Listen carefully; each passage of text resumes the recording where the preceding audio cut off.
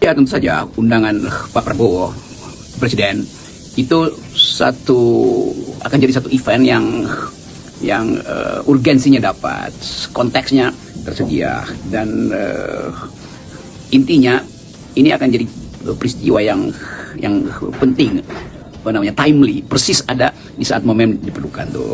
Dan tentu karena ada pikiran oposisi, maka Presiden ingin mengetahui secara lebih detail apa itu pikiran oposisi kan. Kalau soal oposisi tentu Presiden tahu bahwa beliau mengerti bahwa dalam demokrasi oposisi itu disediakan justru untuk menghalangi potensi sebuah pemerintahan itu menjadi otoriter. Jadi dari segi filosofinya pasti Pak Prabowo mengerti bahwa oposisi diperlukan.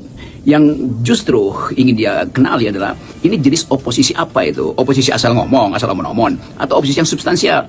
Itu pertama. Yang kedua, apakah oposisi ini otentik dilakukan untuk mengawasi pemerintah, atau oposisi ini disponsori oleh yang dia curigai sebagai asing atau dibayar asing kan? Yang mungkin kita bisa katakan di awal bahwa ya pasti ada kepentingan global beroperasi di Indonesia hari ini. Mungkin jumlah agen CIA, agen Mossad, agen MI16, karena ada situasi yang memang sebetulnya kritis di Indo-Pasifik dalam kaitan dengan bukan soal tarif Trump aja, tapi soal geopolitik, karena perebutan sumber daya pasti akan pindah ke Asia, apalagi Indonesia itu menyediakan segala macam jenis mineral terbaik karena kita persis ada di lintang Khatulistiwa, maka semua mineral terbaik itu oleh gaya tarik bumi, oleh rotasi dia berkumpul di garis Khatulistiwa. Jadi betul bahwa deteksi Presiden pasti ada kepentingan asing, tetapi supaya tuduhan itu tidak dikaitkan dengan oposisi Indonesia atau yang saya sering terangkan bahwa yang kita utamakan adalah percakapan intelektual supaya ada jembatan untuk mengenali apa sebetulnya problem bangsa ini, bukan dengan sekedar headline yang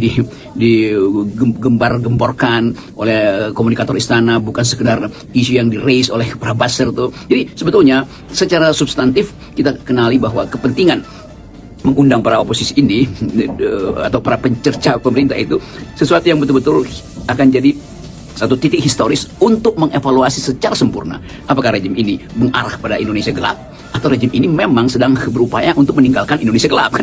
Itu sebetulnya konstelasi saya. Mungkin sebelum bertemu dengan Pak Prabowo, ini ada baiknya sih memang Anda jelaskan mengapa Anda ini terus menyuarakan kritik terhadap pemerintah, karena oleh para buzzer ini Anda disebut sebagai pembenci pemerintah, ya khususnya ini Gibran dan Pak Jokowi. Kalau oposisi itu diucapkan secara argumentatif, kalau oposisi itu dihasilkan karena satu kalkulasi jangka panjang tentang nasib Indonesia di dalam era turbulensi ekonomi politik hari-hari ini, maka itu sesuatu yang memang diperlukan oleh pemerintah supaya ada balancing mode of analysis kan.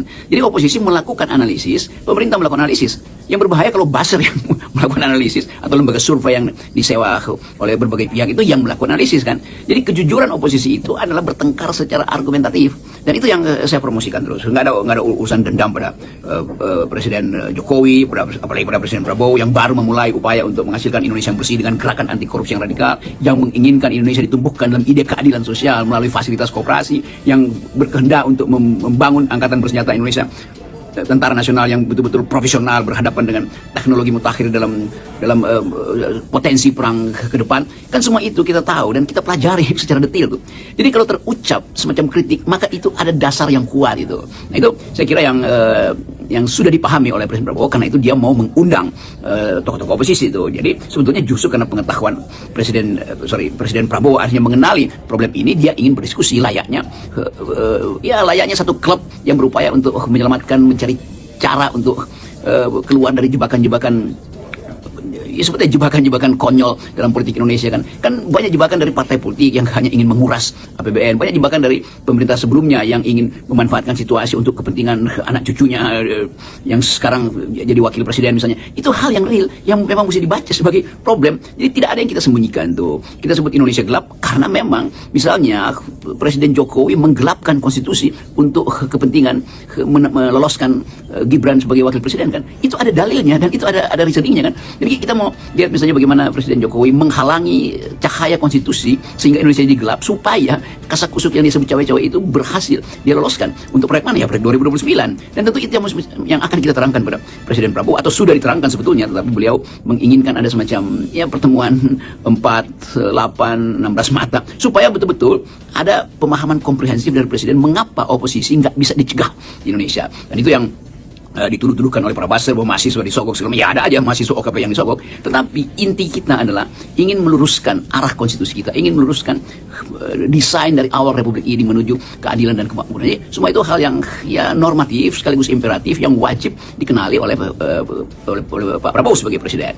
Ya teman-teman jurnalis atau para aktivis masyarakat sipil, memang banyak pertanyaan saya itu ngapain ketemu Dasko kemarin itu kan. Lalu apa betul Rocky Gerung CS, Jungkur, Saganda, bahkan teman kita Ferry Yuliantono yang memang juga adalah salah seorang ketua Gerindra itu hendak menjebak kalangan oposisi supaya ditaklukkan oleh Presiden Prabowo. Kan itu sebetulnya konyol gitu kan. Jadi seolah-olah pertemuan dengan Pak Dasko itu, wah ini kalangan yang udah jadi apa Adidas, anak didik Dasko atau Kabinda, kawan binaan Dasko. Enggak, kita ini atau saya ini adalah Kapolda, kawan politik Dasko di dalam soal ini kan. Itu sebetulnya, jadi sebetulnya Dasko menginginkan juga ada sesuatu yang real yang hendak dituntut oleh oposisi itu. Nah karena itu tentu Pak Dasko menghubungi Pak Presiden dan Pak Presiden mengatakan oke, bertemu aja kan. Jadi fungsi Pak Dasko adalah berupaya untuk mencairkan ketegangan yang sebetulnya tidak ada alasan ngapain tegang dengan oposisi kan.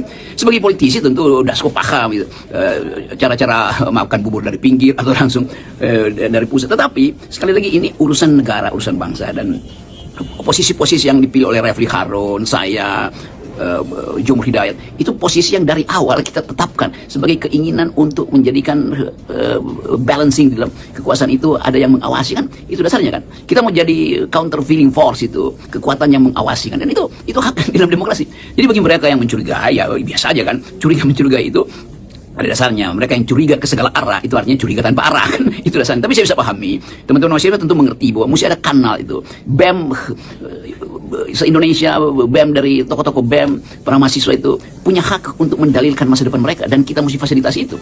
Saya ingin menjadi juru bicara mahasiswa, jadi juru bicara kampus, bukan jadi juru bicara universitas ya. Karena universitas itu isinya juga banyak yang maling, banyak yang plagiat tuh, banyak yang dosen, rektor yang ngintip jabatan, takut mengucapkan pikiran, lalu mencegah mahasiswanya di dalam studi segala macam tuh, berupaya untuk menghalangi demonstrasi. Itu konyol kan. Sebab artinya kita tidak paham bahwa diskurs itu dimungkinkan jadi produktif kalau ada pertengkaran. Pertengkaran itu dasarnya adalah argumentasi, bukan argumen, bukan sentimen tuh. Nah ini satu model baru untuk menangkap bahwa presiden akhirnya paham ada isu minimal itu, Indonesia gelap, kabur aja dulu, adili Jokowi itu, maksulkan Gibran, itu hal yang biasa diucapkan.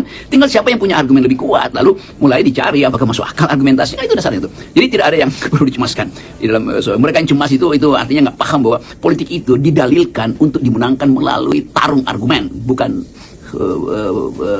pasar sentimen oleh para buzzer.